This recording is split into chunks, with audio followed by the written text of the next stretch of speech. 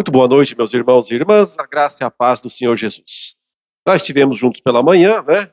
Nos apresentamos, e pela manhã eu falei sobre o primeiro capítulo de Apocalipse, a primeira grande visão deste livro. E agora eu vou falar sobre a última grande visão deste livro, e portanto vamos abrir a palavra de Deus no capítulo 21. Apocalipse, capítulo 21. Essa grande visão, claro, ela vai até o final do livro, capítulo 22, mas eu vou meditar apenas nos versículos 1 a 8. Apocalipse 21, de 1 a 8. Assim diz a palavra de Deus: Vi novo céu e nova terra, pois o primeiro céu e a primeira terra passaram, e o mar já não existe. Vi também a cidade santa, a nova Jerusalém, que descia do céu, da parte de Deus, ataviada como noiva, adornada para o seu esposo. Então ouvi grande voz vinda do trono, dizendo: Eis o tabernáculo de Deus com os homens. Deus habitará com eles. Eles serão povos de Deus, e Deus mesmo estará com eles. E lhes enxugará dos olhos toda a lágrima, e a morte já não existirá. Já não haverá luto, nem pranto, nem dor, porque as primeiras coisas passaram. E aquele que está sentado no trono disse: Eis que faço novas todas as coisas. E acrescentou: Escreve, porque estas palavras são fiéis e verdadeiras. Disse-me ainda: Tudo está feito. Eu sou o Alfa e o Ômega, o princípio e o fim. Eu, a quem tem sede, darei de graça da fonte da água da vida. O vencedor herdará estas coisas, e eu lhe serei Deus, e ele me será filho. Quanto, porém, aos covardes, aos incrédulos, aos abomináveis, aos assassinos, aos impuros, aos feiticeiros, aos idólatras e a todos os mentirosos, a parte que lhes cabe será no lago que arde com fogo e enxofre, a saber, a segunda morte. E aí, meus irmãos e irmãs, a leitura da palavra do Senhor. Quantas vezes na nossa vida será que nós pensamos no céu? Pensamos no mundo vindouro, nas coisas do porvir, né? É interessante porque nas últimas décadas, talvez até séculos já se possa dizer, houve um redirecionamento da mentalidade cristã, do ser cristão, das coisas celestiais para as coisas terrenas. Veja, exageros foram cometidos no passado, né? A gente já ouviu falar de pessoas, de grupos, de seitas, que num dado momento disseram assim: Jesus está voltando. Então, vamos vender tudo que nós temos e vamos nos isolar em alguma floresta, em alguma montanha, e vamos ficar lá, aguardando, né, a volta do Senhor, e vamos nos isolar do mundo. E claro que isso foi algo errado, tão errado que coisas até absurdas aconteceram nesse sentido. Pessoas grupos religiosos que foram lá para o meio da selva e ficaram esperando um cometa passar e Jesus Cristo vir nesse cometa, né? E aí se suicidaram, cometeram um suicídio coletivo, coisas absurdas, grotescas. Mas por outro lado, talvez isto e mais alguns acontecimentos sociais levaram o povo de Deus a pensar menos na volta de Jesus, a pensar menos no céu, no mundo vindouro, e a talvez pensar que o que importa é esse mundo mesmo. E que o que importa é viver aqui, o agora, e o céu fica para lá, né? Para algum dia, lá no futuro, quando Deus quiser. Muitos dos nossos cânticos mostram isso. Se você ler a letra dos cânticos que nós cantamos, você percebe que os cânticos antigos, hinos, falavam muito sobre o mundo por vir. Mas os atuais falam quase nada. Muito pouco, né? Porque tudo se resume basicamente ao aqui e agora. As igrejas começaram a perceber, que as pessoas se sentem muito sofridas com os problemas da vida atual. e passaram a ser aquelas que oferecem soluções para todos os problemas. Então, né, você encontra por aí, tudo que é igreja, placas do tipo, pare de sofrer, vem aqui, resolva seus problemas. Ninguém mais quer saber do céu. Todo mundo quer apenas uma vida boa, próspera, confortável e feliz aqui e agora. E claro que os aproveitadores se aproveitam disso. E vendem o produto, né, que as pessoas tanto querem. Uma ilusão. Vimos pela manhã. A primeira palavra que descreve a vida do cristão é tribulação.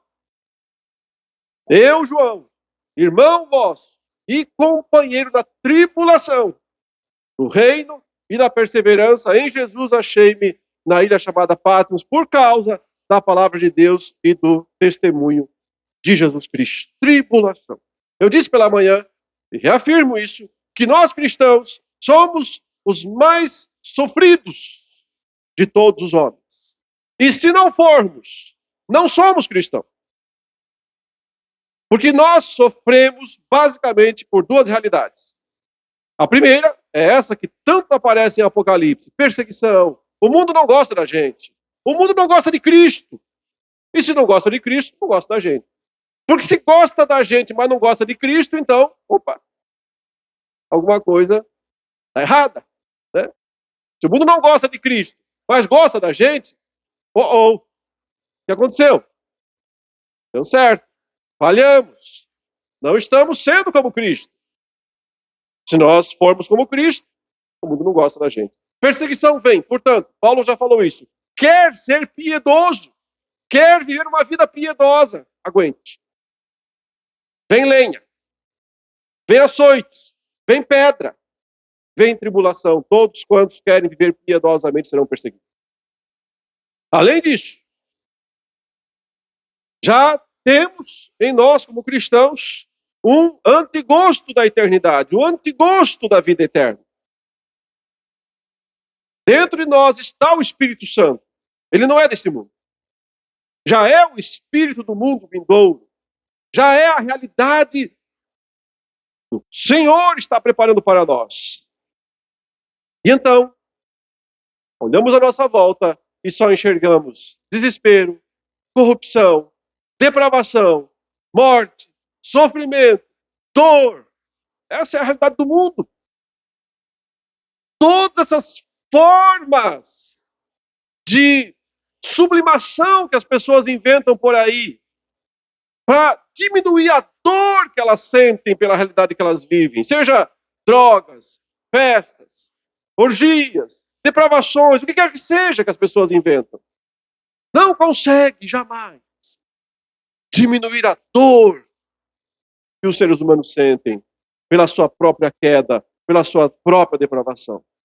Nós muito mais, porque nós já experimentamos o mundo vindouro na pessoa de Jesus Cristo, espiritualmente falando. Já provamos, já tivemos uma amostra grátis do mundo vindouro. Então, nada neste mundo vai nos satisfazer.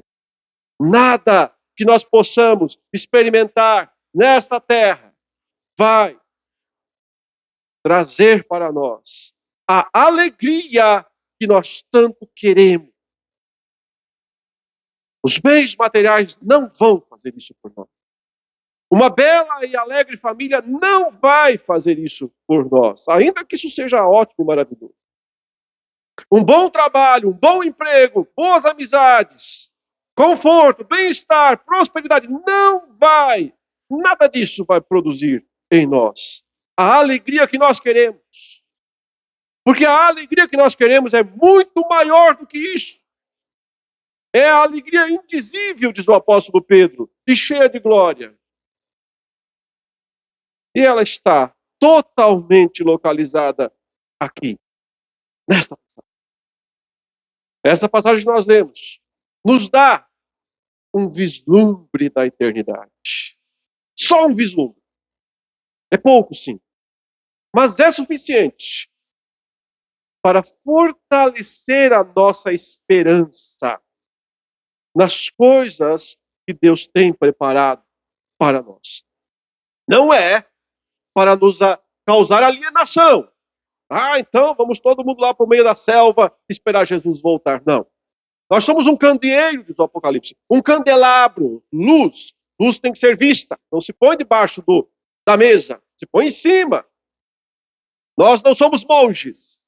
Não fomos chamados para viver em mosteiros isolados, longe da dor e da realidade do mundo. Ao contrário, nós fomos enviados para o meio do mundo. Jesus disse, e como ovelhas para o meio de lobos. Quem enviaria ovelhas para o meio de lobos? Quem faria isso? Nosso Senhor faz. Ovelhas vencem os lobos. Como? Mordendo os lobos? Batendo nos lobos?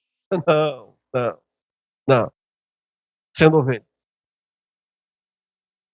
Sendo ovelha. Ovelhas estão ali para serem mortas. Para serem dilaceradas. Para terem sua lã arrancada. Não entendeu o que é ser cristão. Quem ainda acha que tem que lutar pelos seus direitos e pelas suas conquistas e pelas suas coisas, não entendeu o que é ser cristão. Quem não entendeu o que é ser uma ovelha. Mas quando olhamos para passagens como essa, então, tendo um vislumbre do mundo vindouro, nós alimentamos a nossa alegria verdadeira no presente, que não é uma alegria derivada de qualquer coisa da nossa volta. É uma alegria no Senhor. Porque só no Senhor há alegria para nós. Estudando essa passagem muitas e muitas e muitas vezes, eu cheguei a uma estrutura sobre essa passagem. Eu cheguei a 4 palavras, 4 termos, bem simples, que nos ajudam a ter esse entendimento do que é o mundo vindouro. Essa descrição não é literal. Eu falei sobre isso pela manhã. Se você não viu, depois veja a aula gravada. Nenhuma das descrições de Apocalipse costuma ser literal. São sempre símbolos. Símbolos que nos remetem a um significado, a uma realidade. Símbolos construídos sobre o padrão do Antigo Testamento. Veja a aula da manhã, se você não estava. Contudo, aqui, olhando para essas descrições, nós chegamos a alguns entendimentos teológicos importantes sobre o mundo vindouro. Vamos lá, então. Comecemos com o primeiro, que está aqui no verso 1. Ele diz assim, vi novo céu e nova terra, pois o primeiro céu e a primeira terra passaram, e o mar já não existe. No verso 5 ele repete, e aquele que está sentado no trono disse, eis que faço novas todas as coisas. A primeira descrição, a primeira palavra que salta aos olhos, portanto, é justamente o termo novo. Novo céu, nova terra. Todas as coisas novas. Então, eu denomino essa primeira característica do mundo vindouro com a palavra novidade. Tudo que nós encontraremos lá será para nós novidade. Mas observe, o termo novo, que é repetido pelo menos 3 vezes nessa passagem, é a palavra grega, que normalmente não é traduzida, não significa fazer uma coisa do zero. Não é, por exemplo, assim, um carro 0 quilômetro, novo, 0 quilômetro. É mais a ideia de algo que foi renovado, restaurado. Então, quando o Senhor diz, eis que eu faço novo céu e nova terra, eis que eu faço novas todas as coisas, ele não está dizendo que ele vai aniquilar toda a realidade atual do céu e da terra e fazer algo zero, totalmente novo. Não é essa a ideia. A ideia é que ele vai pegar o que já existe e que ele já fez e vai restaurar, renovar, trazer outra vez a novidade àquilo que envelheceu, àquilo que se perdeu, àquilo que se deteriorou, se deturpou. Mas não é também a ideia, por exemplo, já disse, de pegar um carro antigo. Então, pensemos, né? Existe o pessoal que restaura carros antigos. Eles vão lá e pegam aquele carro acabado, destruído, mas que tem potencial de restauração, e vão atrás das peças, e vão atrás dos recursos, de pessoas, de peritos, e reconstroem o carro. É tão bonito se você olhar e dizer, gente, estamos aqui no século XXI, esse carro tem 100 anos de idade, né? E ele está exatamente igual ao que ele foi feito, né? Como ele foi feito há 100 anos atrás. Isso é restauração. É muito difícil fazer isso. Mas não é isso. Não é exatamente uma restauração. O mundo não vai voltar a ser o jardim do Éden. Não dá para fazer isso.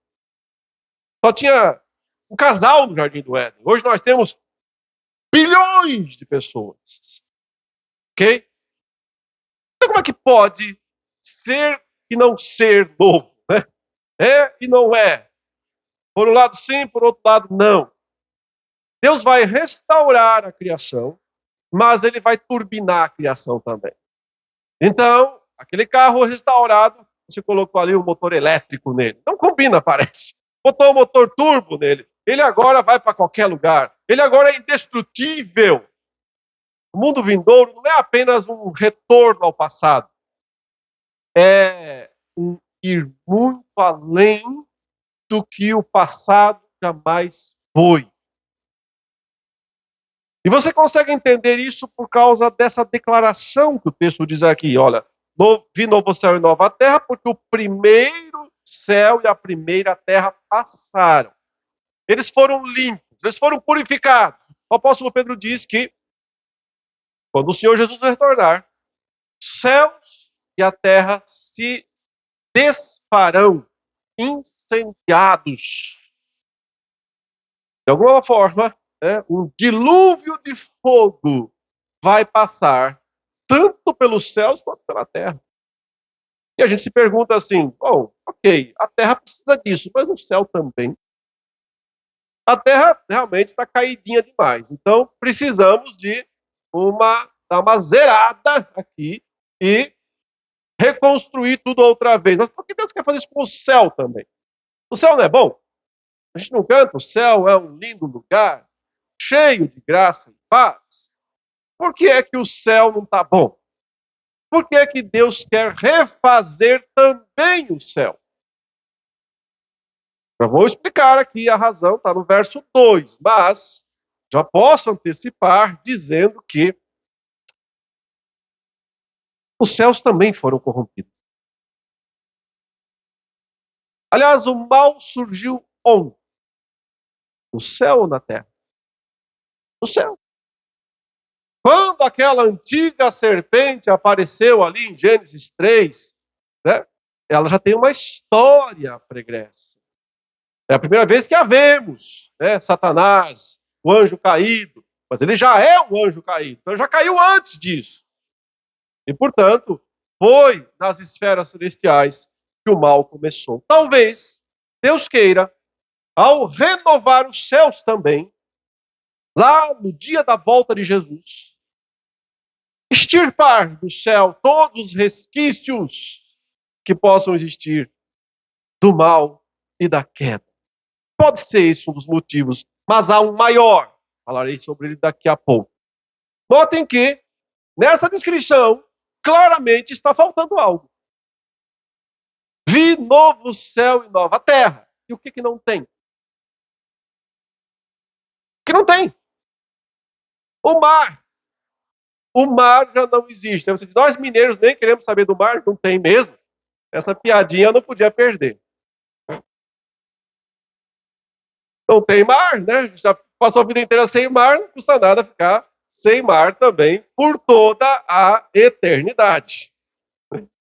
Eu tenho o privilégio de morar na frente do mar, bem pertinho do mar mesmo. Vejo ele todo dia e eu não gostaria de não vê-lo lá na eternidade. Eu confesso a vocês que se eu interpretasse isso literalmente, eu ia pensar que o novo céu e a nova terra não é tão bom assim, porque o mar também é um belo lugar. Por que não tem mar no mundo vindouro? Aí é que você tem que outra vez entender o simbolismo do Apocalipse. Não se interpreta isso literalmente. Você tem que entender o sentido simbólico e teológico da palavra mar. E o que a palavra, o que mar representa na literatura bíblica, especialmente do Antigo Testamento? Não é algo bom. Teologicamente, o mar não é coisa boa. E a história é antiga. Aliás, começa com a própria criação. No princípio, criou Deus os céus e a terra. A terra, porém, era sem forma e vazia. E o Espírito de Deus pairava sobre a face das águas, que também são chamadas de abismo ali. E, de alguma forma, essa primeira narrativa bíblica mostra já o mar como sendo algo que Deus precisa dominar, que Deus precisa aprisionar, controlar, porque ele é rebelde. O mar é algo que é extremamente inconstante. Ele nunca está no mesmo lugar. Ele está sempre para lá e para cá. Ele está sempre balançando. Ele não tem estabilidade. E por isso ele tem esse simbolismo bíblico de algo que não se encaixa numa descrição de perfeição. Porque ele aponta para algo imperfeito, incompleto, inconstante variação. Mas Deus é aquele que não tem variação. E por isso, o mar tem que ser domado, tem que ser controlado. Em Apocalipse, da primeira vez que ele aparece no capítulo 4, ele aparece como estando cristalizado. Vi um mar cristalizado, ou seja, é um mar sem ondas, é um mar sem rebeldia, é um mar sob o domínio de Deus. Eu disse a história antiga, e você tem que voltar também nas páginas do Êxodo, quando o povo de Israel sai da terra da promessa, melhor, sai do Egito e vai em direção à terra da promessa. Qual é o momento crucial de toda essa travessia? É justamente diante do mar.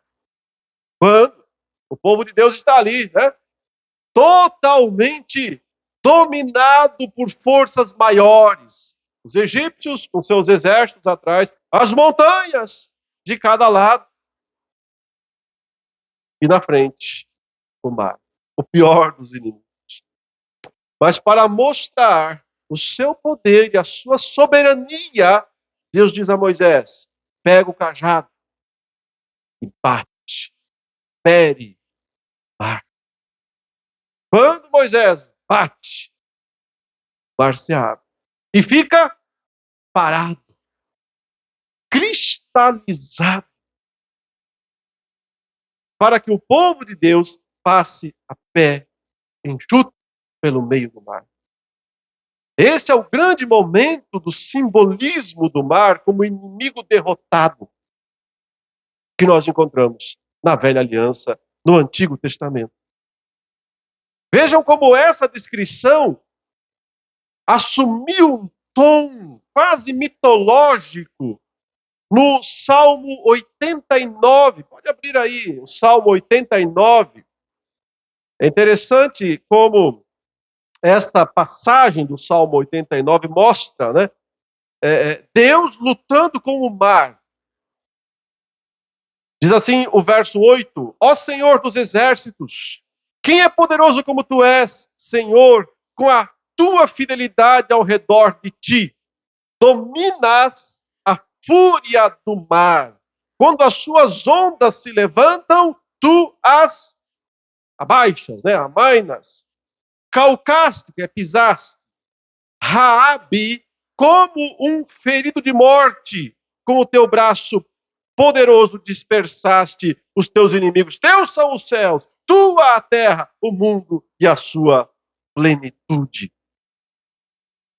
Olha o verso 10 aí. Quem que é esse personagem aqui, ou chamado de Raabe? Já ouviu falar? Raabe não é aquela mulher meretriz que ajudou os espias lá em Jericó. Não. Raabe é um dos termos hebraicos que descrevem uma serpente marinha, um dragão marinho. Se existiu ou não, literalmente nunca sabemos, nunca saberemos. Mas esse grande dragão, Raabe, foi aqui o quê? Pisado. Calcaste a Raabe como um ferido de morte. É a descrição do Êxodo.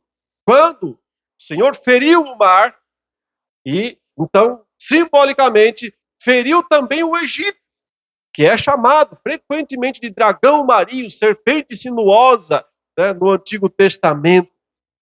O mar é o símbolo das nações rebeldes, das nações que estão debaixo do poder do príncipe deste mundo, que não é sem razão chamado de a antiga serpente em Apocalipse, que se chama Diabo e Satanás. Dragão esse que, quando é expulso do céu, na descrição do capítulo 12, ele vai para onde? Para a terra, mas mais especificamente para o mar. E do mar, Apocalipse 13, verso 1, ele faz surgir, emergir, levantar o seu grande instrumento de perseguição ao povo de Deus, que é a besta do mar. A besta que surge do mar. Entendeu? Porque não tem mar no novo céu e na nova terra. É porque não tem. Você pode falar igual caipira agora. É porque não tem mar. É o mal. Só troca o L pelo R, dá tudo certo. Não existem mais resquícios do mal. O Senhor extirpou da criação todos os resquícios do mal. Hoje, tecnicamente, o mar está cristalizado em Apocalipse. Por quê? Porque Cristo já veio e já feriu Raabe, já feriu a cabeça da serpente. Satanás. Ele já fez isso com sua morte na cruz. Por isso, o mal atual já está sob controle de Deus. Deus já submeteu a si o mal. Mas ainda existe. Quando chegar o novo céu e a nova terra, não existe. Foi extirpado da criação. E estará então, ou seja, qual é a grande característica do mundo vindouro? Novidade. Uma novidade que implica, por um lado, restaurar o que era bom, por outro, tirar tudo que era ruim. Não sobrará nada do que era ruim, do que é ruim, do que é caído, do que é perdido, do que é corrupto, do que é perecível. Não permanecerá no mundo vindouro. Para dar uma demonstração de quem Jesus Cristo era. Quando seus discípulos estavam confundindo isso.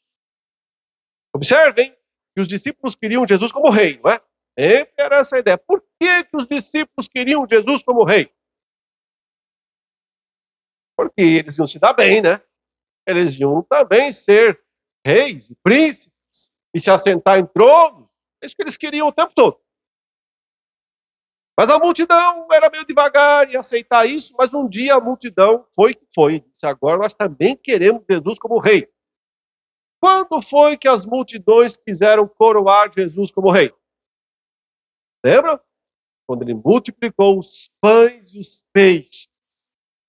Quando ele deu pão e deu peixe para todo mundo, a galera veio em carreata e disse, é o rei! Vamos coroá-lo rei! Dá para entender, né? Já pensou? O rei só estala o dedo e todo dia na sua casa tem uma porção de pão e peixe. Isso que é Bolsa Família, né? Isso que é assistência. Sim, as pessoas sempre querem assistência. E se tiver um rei que dê isso, está tudo certo, é o que elas mais querem. Jesus Cristo deu pão e deu peixe para eles. Eles vieram cegos. Vamos coroá-lo rei.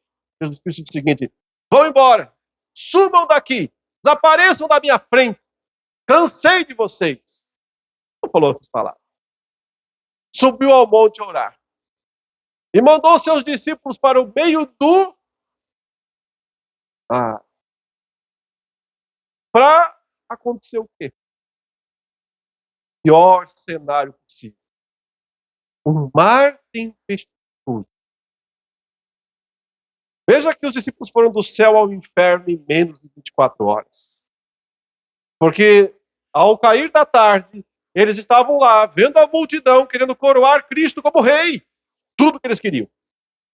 Poucas horas depois, eles estavam sozinhos, no meio do mar, num barco frágil, quase sendo destruídos pela força do vento do mar. E Cristo não está. Do céu ao inferno em menos de 12 horas. Então, Jesus resolveu dar um passeio.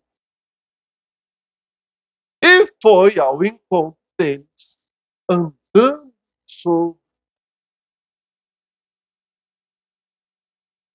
Para quê? Para dar material para os pregadores de autoajuda? Foi para isso? Para os pregadores de autoajuda ter material para dizer: meu irmão, você pode triunfar sobre os seus problemas. Você pode andar sobre as águas, porque Jesus andou sobre as águas. Então, você pode. Que baboseira.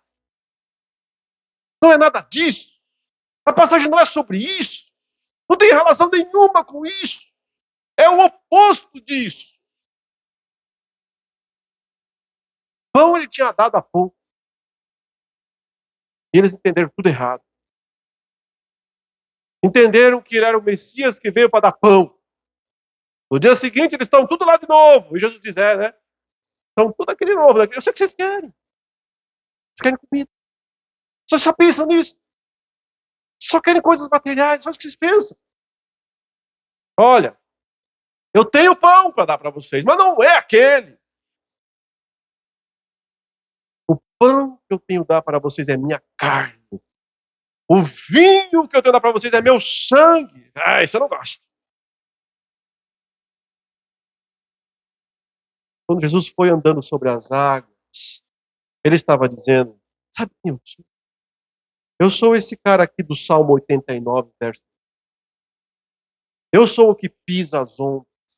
Eu sou o que fere o mar. Eu sou o Messias que veio para pisar o dragão, para esmagar a serpente. Eu vim para resolver o problema verdadeiro de vocês, que não é falta de pão, que não é falta de felicidade, que não é falta de conforto. Eu vim para resolver o problema verdadeiro de vocês, que é o mal. O mal que domina seus corações. O mal que rouba a sua verdadeira alegria. O mal que aprisiona vocês. Eu posso pisar a cabeça do dragão. Estou aqui pisando a cabeça. Cala a boca, vento. Aquietem-se, ondas.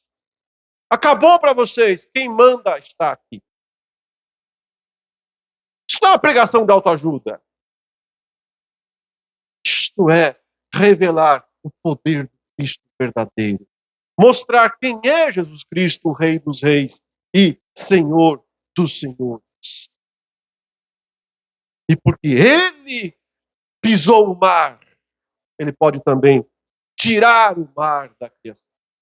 Vai tirar simbolicamente, viu, meus mineiros amados? Vocês vão ver mar um dia.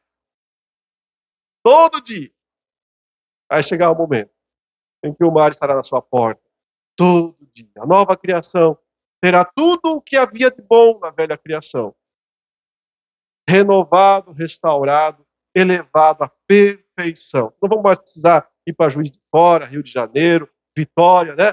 Para ver Guarapari, as praias de lá. É uma alegria, eu gosto muito daquela região também. Segunda característica do mundo vindouro. Voltemos ao texto de Apocalipse 21. Vi também a cidade santa, a nova Jerusalém, que descia do céu da parte de Deus, ataviada como noiva, adornada para o seu esposo.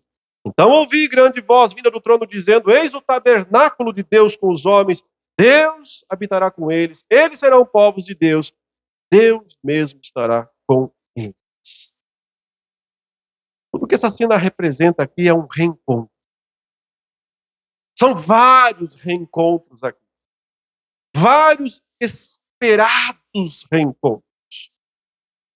Vejam a primeira descrição. Quem é a cidade santa que desce do céu? É a noiva. Quem está esperando a noiva? O noivo. Para quê? Para casar. Para finalmente casar. Um noivado longo. Tem gente que fica noivando, né? Vida toda. Quando é que vai casar? O noivado não pode ser muito longo. Mas também não pode ser muito curto. Existe, sim, a necessidade de se conhecer, a necessidade de fazer as coisas com certeza. O noivado de Cristo com a sua igreja dura 2000 anos, tá? Casamento até agora, nada. Até agora, só noivado. Nós somos a noiva até agora, ainda não viramos a esposa. Seremos no exato momento da volta de Jesus. Aí haverá as bodas do Cordeiro. Aí haverá o casamento. Finalmente a gente vai morar junto. Até agora, cada um na sua casinha. Separadinho, né? Só se vê de vez em quando. Namoro virtual. Nosso namoro com Cristo é um namoro virtual ainda. A gente fala com Ele, mas à distância. A gente pensa nele, mas a gente não vê. Ele não está. Não. Ele está no céu. Nosso noivo está no céu. A gente só fala com ele por videoconferência. Nem isso, né? Não dá nem para ver. Tá? É igual antigamente, namoro por carta. No máximo, namoro por carta. Mas o casamento está chegando. E a grande característica, a segunda grande característica do mundo vindouro é justamente esse momento de unidade. A primeira é novidade. A segunda é unidade. Ou você pode até falar comunidade, se preferir. Porque finalmente, noivo e noiva juntos. Mas olha que coisa interessante, não só o noivo e a noiva. O noivo é da onde? O noivo é do céu. E a noiva é da onde? A noiva é da terra. Acontece que não vão casar apenas o noivo e a noiva. Mas os céus e a terra vão casar também. Os céus e a terra vão se unir numa única realidade. Hoje, tudo separado. Como é que Deus fala do céu? Ele fala assim: os céus são o meu trono. E ele diz o que da terra? A terra é o estrado dos meus pés. Essa é a diferença. Não dá para. Como é que você faz para ir para o céu? Dá para ir ali no aeroporto comprar uma passagem, dizer: eu quero ir para a Nova Jerusalém, por favor, me venda uma passagem. Não é só subir? O avião decola, se subir, não vai chegar no céu em algum momento? Será que se a gente pegar aquela nave lá que o Elon Musk está construindo para levar turista para o espaço, literalmente, né? Dá para chegar, sabe, no passado, aquele primeiro cosmonauta russo, o primeiro a orbitar a Terra, ele falou uma coisa bem ofensiva para os cristãos. Ele disse: descobri que o céu não existe, cheguei aqui em cima, não vi Deus. Não vi, não tem céu aqui, é só vazio, não existe o céu. Por quê? Porque ele podia pegar a nave mais moderna do mundo e nunca ia chegar naquele lugar, porque não tem como.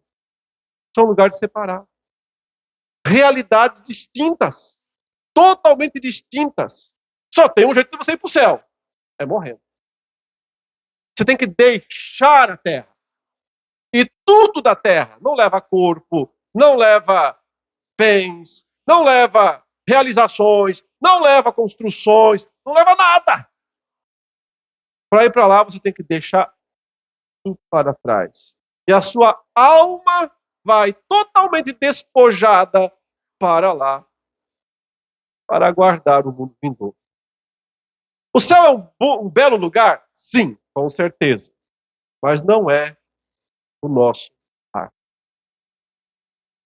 Nós não fomos feitos para morar no céu desencarnados. Ficaremos lá um bom tempo. Todos os crentes que morreram estão lá.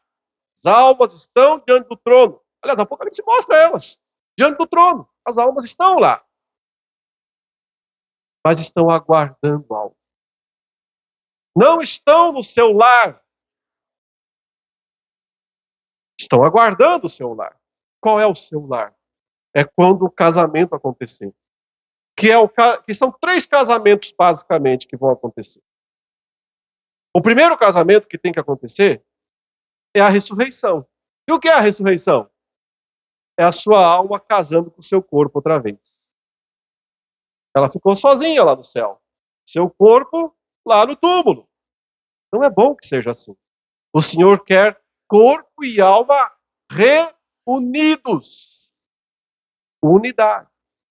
Então, o primeiro casamento é a ressurreição. Segundo casamento, o que é? Cristo e a noiva, os 2 juntos. Terceiro casamento, céus e terra. Só tem casamento no mundo vindouro. Só não me entenda mal. Não é esse casamento que nós temos hoje. São esses aqui que a Escritura está descrevendo. Nós falando em casamento, né? A gente sempre fala assim, quem casa, quer casa. A pessoa não quer casar e ficar morando na casa dos pais, né? Só quer casar, construir a sua casa para morar. Já percebeu que na Bíblia, Deus está sempre querendo morar com a gente? Desde o começo. Mas não dá certo. Alguma coisa não funciona sempre. Deus está sempre vindo e dizendo, gente, vamos fazer nossa casa. Nós ainda vamos morar juntos. Parece que mesmo lá no Éden, ainda não morava junto não, né? Porque o Adão e a Eva estão lá, né, no jardim, e o Senhor vem na viração do dia para perguntar, inclusive, fizeram a bobagem que eu falei para não fazer? Pois é, Deus, fizemos. De alguma maneira, o mundo vindouro vai além do Éden. Porque o Senhor não vai só dar uma passadinha para conversar com o seu povo. O texto diz aqui, Deus mesmo habitará com eles. Inclusive o texto diz mais para frente, eles não precisam de sol, eles não precisam de templo, eles não precisam de nada dessas coisas, porque Deus está ali, acabou. Pessoalmente, presente com o seu povo, habitando junto. Quando Deus expulsou o homem do jardim, ele começou a criar os mecanismos para trazê-lo de volta no tempo certo. Veja que interessante, quando Deus chama Abraão e forma a nação de Israel, manda Moisés tirar o povo do Egito, levar para a terra de Canaã, o que ele manda eles fazerem? Um tabernáculo. O que é um tabernáculo? Era um templo portátil. É como se Deus dissesse, gente, eu quero tanto estar no meio de vocês, façam uma casinha para mim aí. Façam um trailer. Façam uma barraca. Eu vou morar numa tenda. Mas eu vou estar aí com vocês. Me levem junto. Eu vou junto com vocês para a terra da promessa. Eu não entendo isso. Eu não entendo por que Deus quer tanto morar com gente como nós. Às vezes a gente não gosta de ficar perto uns dos outros. Nem a gente gosta. Ficar perto, mas não muito. Por que tem tanta briga, confusão, desentendimento entre os crentes? Sabe por quê? Não entenderam nada. Não sabem. O que Deus quer é Ele habitar junto com os seus filhos. É o seguinte, se você não gosta de alguém aqui, vá se acertar, porque você vai ter que ver a cara dele a eternidade. Vai chegar brigado lá no céu. Vai ter que ver a cara do fulano a eternidade toda. Melhor resolver já a situação. Que tolice é essa de ficar brigando? Se nós somos uma casa, se nós somos uma família, se o que Deus quer é casamento. Um dia Davi está lá, na sua casa. E aí ele olha para fora e vê a casa de Deus, o tabernáculo. E ele diz o quê? Gente, está errado isso. Não dá. Eu morar numa casa apainelada, eu morar numa casa suntuosa e Deus morar naquele templozinho portátil ali. Está na hora de fazer uma casa melhor. Deus! Não foi isso que Davi pensou? Está na hora de fazer uma casa melhor para Deus. E o profeta vai lá dizer, eu ouvi bem o que você disse. Você quer fazer uma casa para Deus? Ó, vai ter um probleminha aí. O morador é muito grande. Deus falou para Davi, Davi, quer fazer uma casa para mim? Você, uma casa para mim. É, Deus, uma casa para o Senhor. Eu encho os céus. Eu encho a terra. Céus, terra. Você vai fazer uma casa para mim, então? Vai ficar. Minhas coisinhas não vão caber. Não vão caber nessa casa que você quer fazer. Mas quer saber, Davi? A ideia eu gosto. Eu gosto da ideia de ter uma casa com vocês. Faz. Vai ficar apertado, mas mesmo assim eu vou habitar no meio de vocês. Porque Deus quer isso. E um dia, ele disse, chegou a hora de habitar de verdade. Não mais em tabernáculo. Não mais num templo de pedra. O verbo se fez carne e habitou em nós, cheio de glória e de verdade. E vimos a sua glória, glória como do unigênito do Pai. Sabe qual é a palavra grega que aparece em João 1,14? Que o verbo se fez carne e habitou entre nós. É a mesma que aparece aqui. Eis o tabernáculo de Deus. É tabernaculou. O verbo se fez carne e tabernaculou entre nós. Fez sua tenda para valer. Ele não veio passar férias. Não foi uma visitinha rápida. Ele ficou aqui 30 no nosso meio. Vai gostar assim da gente, sei lá onde. Mas aí, um certo dia, aquele que estava habitando entre nós, falou algo para seus discípulos que causou um gelo no coração. Ele disse, preciso ir embora. Chegou a hora. Eu tenho que ir embora. Não se turbe o vosso coração. Porque eu tenho que ir embora. Como assim, Jesus? Finalmente o Senhor veio, habitou entre nós, se fez carne. Vai embora outra vez. Sim, porque ainda não é o casamento. É só noivado. A casa está pronta. Nós só vamos morar junto quando a casa estiver pronta. Não foi isso que ele disse? Não se turbe o vosso coração. Na casa do meu Pai há muitas moradas. E eu vou preparar um lugar de cada um de vocês. São vocês que fazem casa para mim.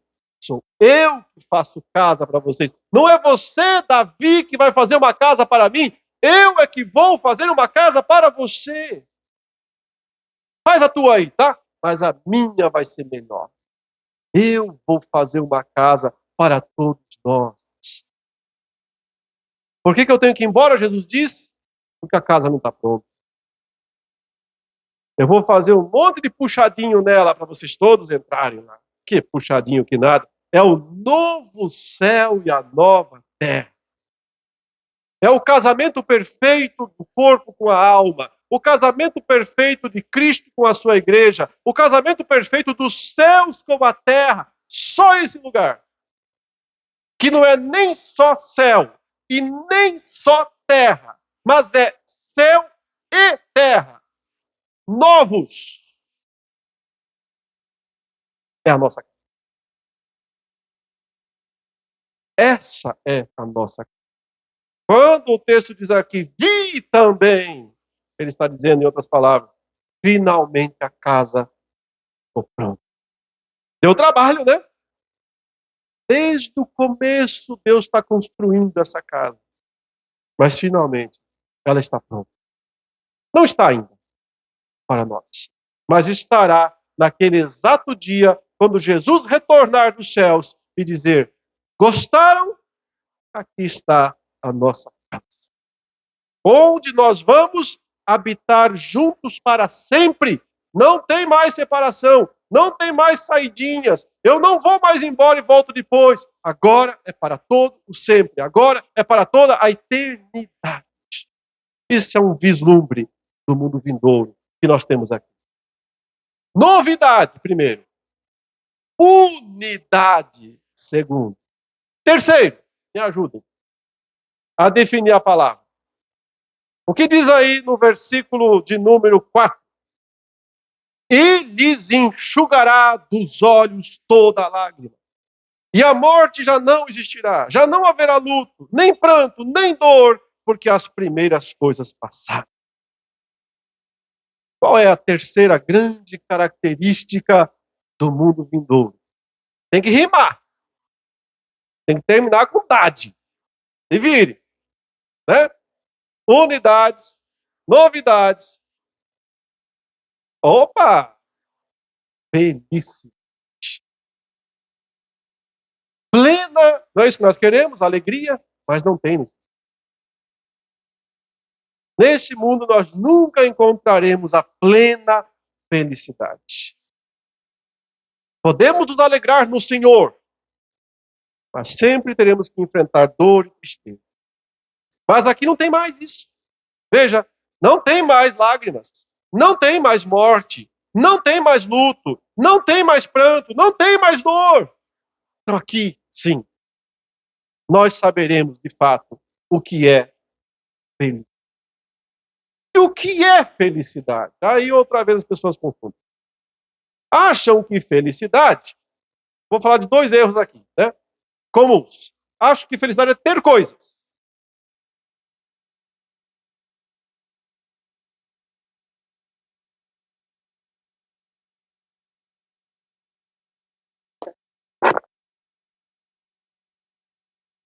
Tô só no segundo ponto, já querem acabar o sermão.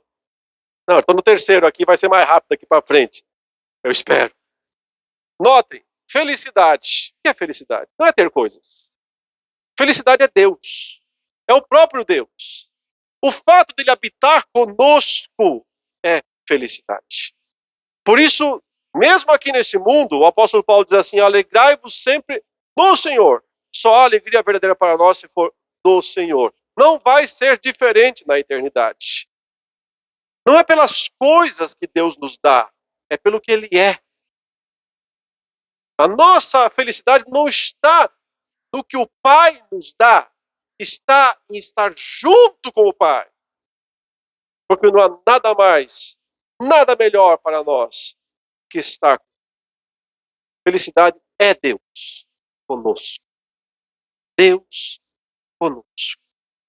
Tem pessoas que acham, e até tem uma certa lógica o que elas falam, tá? Mas tá errado. Uma certa lógica. Tá errado. Elas pensam assim, sabe? O único jeito de nós sermos felizes no mundo vindouro vai ser se a gente tiver assim, uma espécie de amnésia. Nós vamos ter que esquecer de tudo. E tem gente que defende isso, que acha que quando a gente chegar no mundo vindouro, novo céu e nova terra, Deus vai apagar todas as nossas lembranças. Por quê? Porque tem muita lembrança ruim. Muita lembrança ruim. Tem gente que pensa, e tem uma certa lógica, né? Pensa assim, você chega lá no mundo vindouro e você vai lembrar de tudo, então. Aí você começa a lembrar assim, cadê a minha mãe? Tá aqui. E se não está aqui, você sabe, só tem outro lugar onde ela pode estar. Cadê a minha esposa? E cadê meus filhos? Já pensou? Dá para ser feliz se as pessoas que você tanto ama não estiverem lá? Então a gente acha que vai acontecer uma amnésia geral. A gente vai esquecer de tudo. Mas isso é complicado. Pensou em esquecer de tudo? Aí você chega lá no céu, o sujeito fala assim, ô, muito prazer, quem é você? Eu sou Abraão. Nunca ouvi falar. E o senhor quem é aí? Eu sou o apóstolo Paulo. Não, nunca ouvi falar. Quem é o senhor aí de barba comprida? Eu sou Jesus Cristo. Peraí, acho que eu já ouvi falar disso aí. Não, não lembro. Não dá para esquecer. Nós não podemos esquecer das nossas histórias, trajetórias, porque nós somos o resultado dessas coisas. Para o bem e para o mal, é verdade. Nós vamos aprender a lidar com isso. A gente não sabe lidar com isso hoje.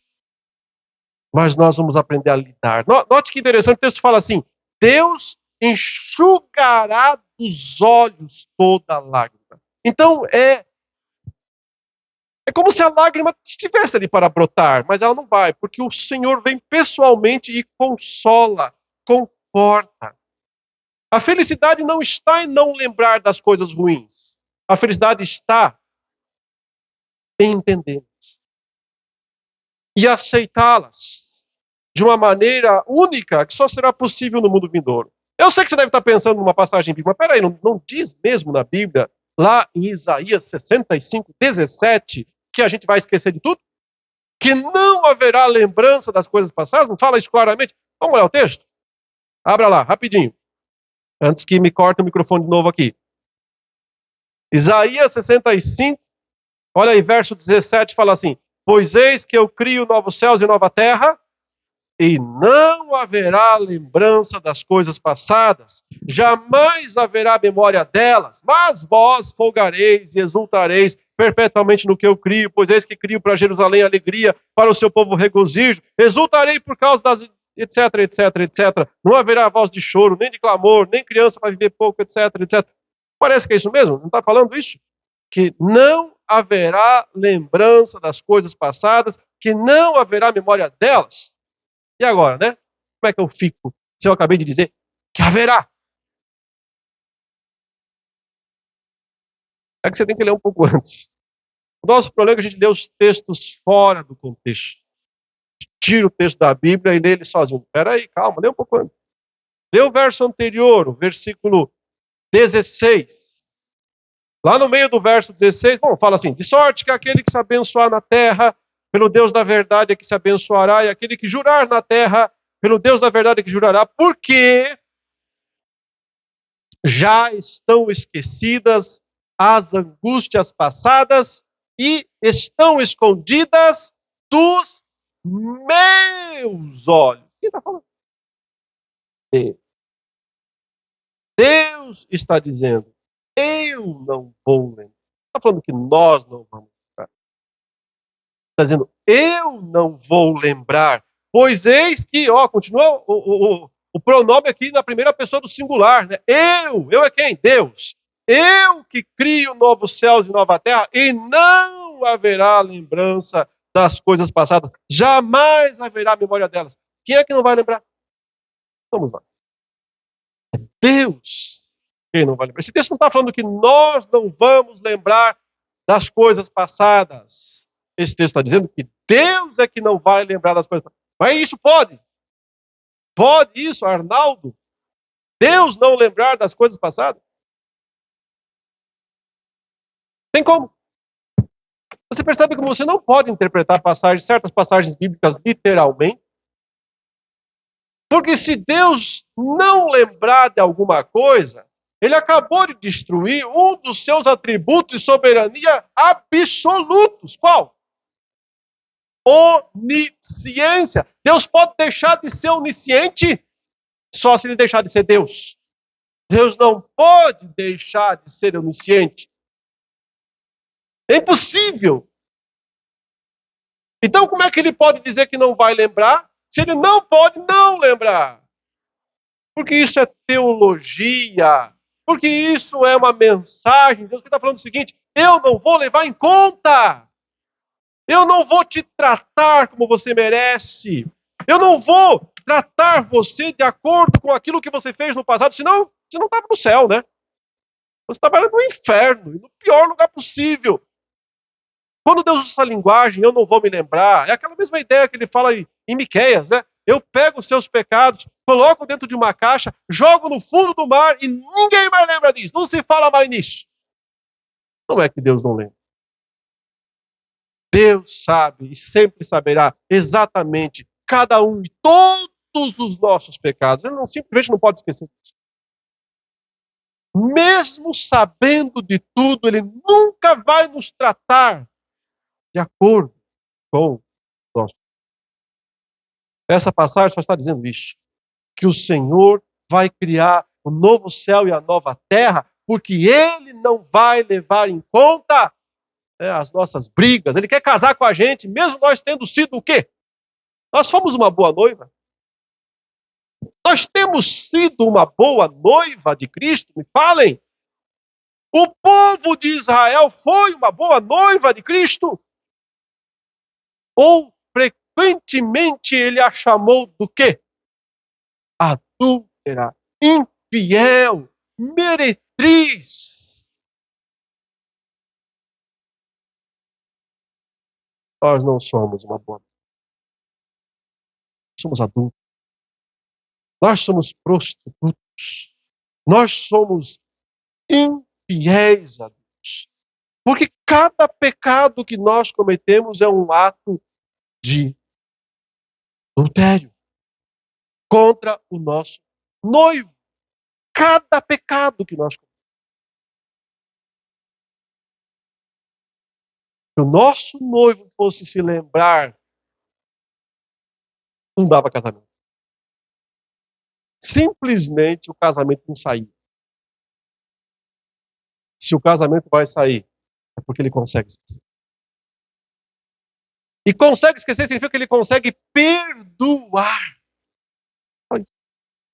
Ele consegue perdoar os nossos pecados. Do mesmo modo, nós, mesmo lembrando de tudo, no mundo vindouro, não seremos infelizes, porque o Deus que nos perdoa aí, entre aspas, se esquece das nossas falhas, é o Deus que nos ajudará também a esquecer. De maneira que o pleno consolo estará sobre nós. Última característica do mundo vindouro. Foram 3, né? Novidade, unidade, felicidade, falta uma. Qual é ela? Voltemos para o capítulo 21 de Apocalipse. Verso 6. Disse-me ainda, tudo está feito. Eu sou o alfa e o ômega, o princípio e o fim. Eu a quem tem sede, darei de graça da fonte da água da vida. O vencedor herdará estas coisas. Eu lhe serei Deus, ele me será filho. Quanto, porém, aos covardes, aos incrédulos, aos abomináveis, assassinos, impuros, feiticeiros, idólatras, mentirosos, todo tipo, a parte que lhes cabe será no lago que arde com fogo e enxofre, a saber, a segunda morte. Só essa leitura é suficiente para perceber que não é para todos. Não é para todos. O mundo vindouro, o novo céu e a nova terra, não é para todos. Porque as pessoas serão divididas em 2 grupos. Uns irão para o novo céu e a nova terra, outros irão para o lago que arde com fogo e enxofre. Então, não é todo mundo que vai para o novo céu e a nova terra. Aliás, as estatísticas são negativas nesse sentido.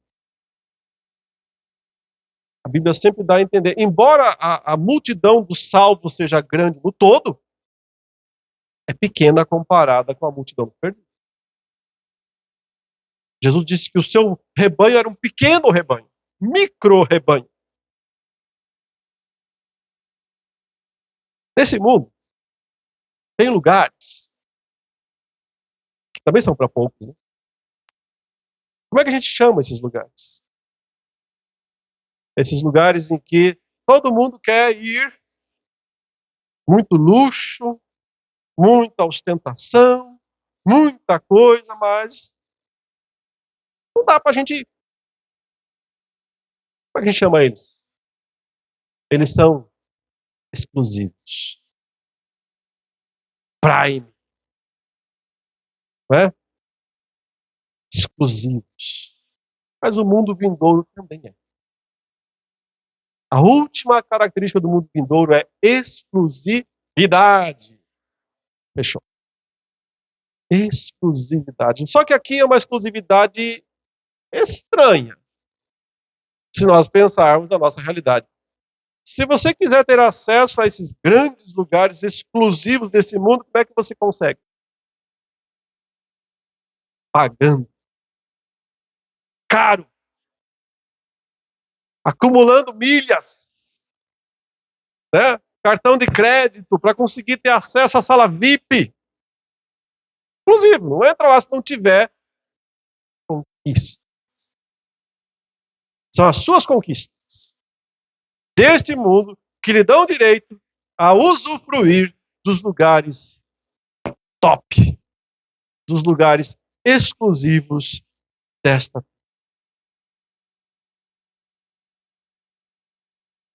O mais exclusivo de todos os lugares.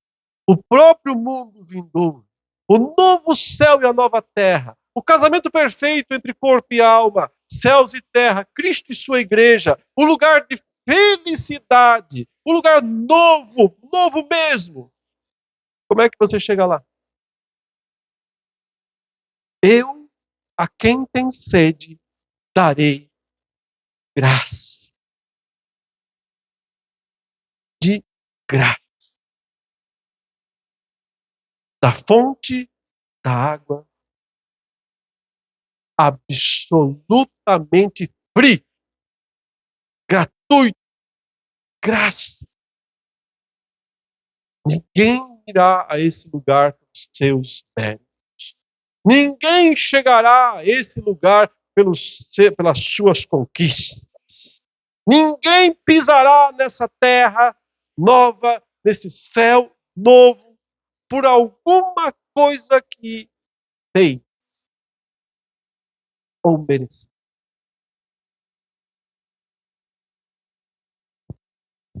E por isso se torna também um lugar tão difícil de entrar. Porque às vezes o mais fácil é o mais difícil. Porque há uma dificuldade terrível no ser humano de dizer: eu não mereço nada. Há uma dificuldade terrível no ser humano de dizer: eu sou pecador. Nada do que eu faço basta. Compra. Toda a nossa cultura passa por merecer. A gente fala para os filhos: se você fizer isso, obedecer. A vida toda nós somos isso. Qualquer coisa aqui nesse mundo, você só conquista se você ou roubar, né? Também dá. Ou então vai ter que conquistar com suor e lágrimas e sofrimento. Mas o mundo vindouro não. O maior dos bens, a casa mais maravilhosa, o Senhor diz: quer.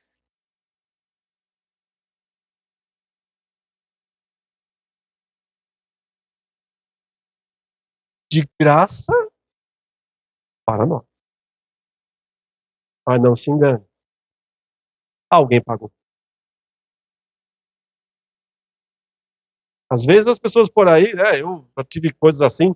No dia passado, alguém me deu uma passagem para um cruzeiro no Caribe. Estava eu lá, no Caribe, num cruzeiro. De graça.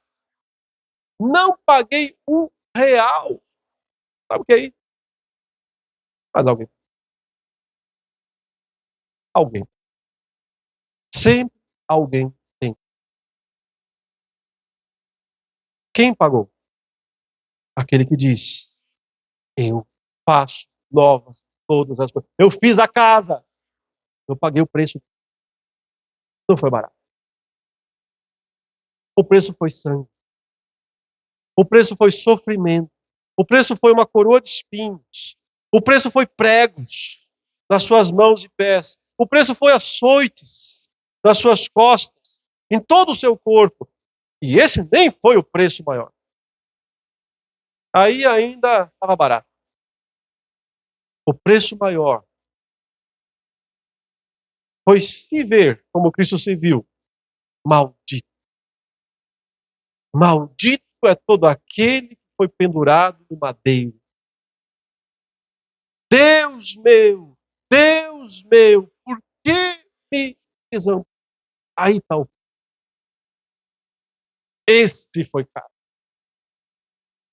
O preço pela nossa alma, o preço pelo cartão de acesso à sala VIP do novo céu e da nova terra. E foi Jesus que pagou. Agora você tem uma escolha. Ou você entra de graça, ou você não entra. Porque fora ficam os que querem pagar. Fora ficam os covardes. Olha a primeira expressão, covarde. Covarde é quem não tem coragem de aceitar que é pecador, que não merece nada, e que somente Cristo é o Salvador. Esse é o maior dos covardes. Covarde é quem não consegue abandonar seu próprio orgulho, sua própria soberba. É o maior.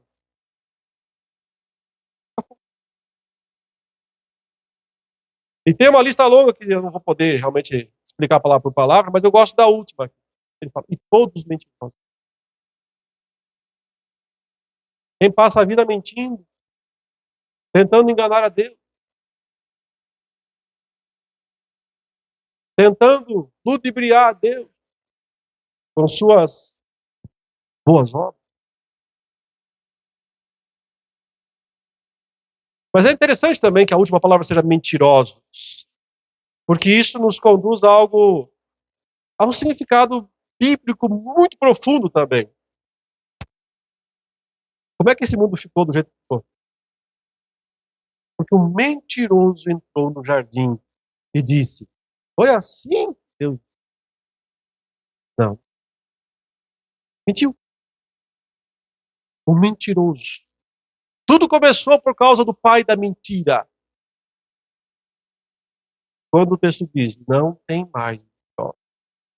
Também é uma certeza para nós que essa história não se repete mais.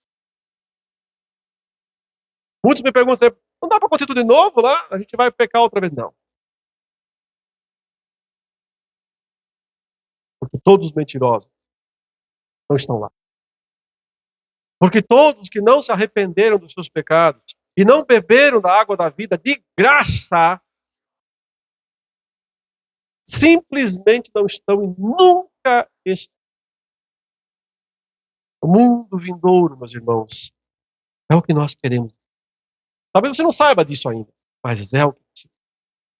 Nada você deseja mais, se você é um cristão verdadeiro, que o mundo vindouro.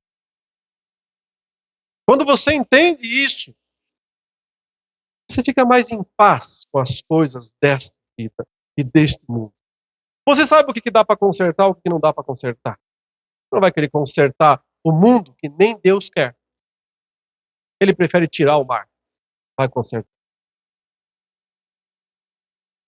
O mundo vindouro é um mundo novo, novidade. É um mundo de casamentos, unidade.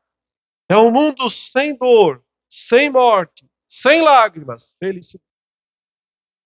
Mas não é para todos. Exclusivo. Cada um pode entrar. O convite é para todos. É o último convite de Apocalipse. Venha todo aquele que tem sede. Beba. Se você está sedento por isso, a água está disponível. Ela não está disponível para quem não está com sede. O Senhor não joga fora a sua água. Se você está sedento, a salvação está disponível para você. A salvação que só existe através de Cristo Jesus, nenhuma outra. Ela vai te dar direito ao mundo vindouro. Que Deus nos abençoe. Em nome de Jesus. Amém.